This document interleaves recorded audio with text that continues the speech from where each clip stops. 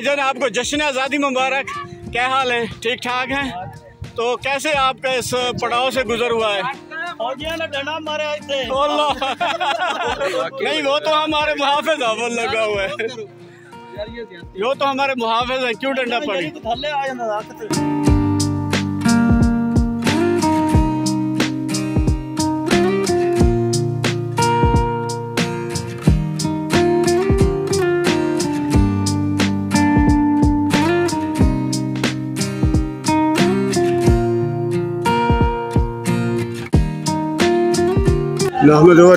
रसूल करीम बिस्मिल्लाहिर्रहमानिर्रहीम। अब आप तमाम देखने सुनने वाले दोस्तों को रोही रंग फरीद के पेश से साबर बलोच का सलाम आज हमने जश्न आज़ादी के मौके पर प्रोग्राम बनाया कि हम जाके हेड सुलेमान की तकरीब देखेंगे, जो कि परचम कुशाई की तकरीब होती है इंडिया पाकिस्तान। लेकिन क्या बताएं कि थक हार के बैठ गए हैं कि पहला पड़ाव हेड सुलेमान की पत्थर वो पार किया, फिर उसके आगे एक और पड़ाव था वो पार किया। अब 5वें पड़ाव पे बैठे हैं जो कि फाइनल पड़ाव है। यहाँ पे एक दोस्त मिले हैं जो कि रेंजर से हैं, अली भाई हैं, कहते हैं वादा किया है।